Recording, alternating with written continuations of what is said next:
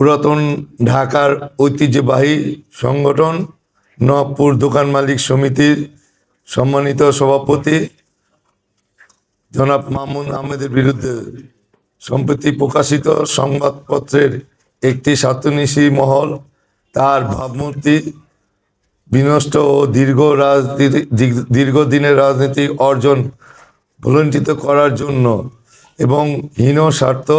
চরিতার্থের করার লক্ষ্যে নবাবপুর দোকান মালিক সমিতির সম্মানিত সভাপতি জনাব মোহাম্মদ মামুন আহমেদের বিরুদ্ধে সম্প্রতি প্রকাশিত মিথ্যা বানোয়াট সংবাদের প্রতিবাদের সাংবাদিক সম্মেলন করেন নবাবপুর দোকান মালিক সমিতির বিপ্লবী সাধারণ সম্পাদক জনাব শহীদুল হক শহীদ। এ সময় উপস্থিত ছিলেন দোকান মালিক সমিতির সম্মানিত সদস্য ও দোকানদারবৃন্দ। জনাব শহীদ বলেন, অদূর ভবিষ্যতে যদি উক্ত স্বার্থান্বেষী মহল আজ এহেন মিথ্যা বানোয়াট মনগড়া ও বিভ্রান্তিমূলক তথ্য প্রচার করা হতে বিরত না থাকে,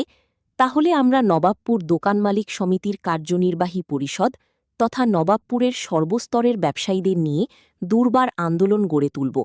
এবং উক্ত স্বার্থান্বেষী মহলের বিরুদ্ধে আইনানুগ ব্যবস্থা গ্রহণ করতে বাধ্য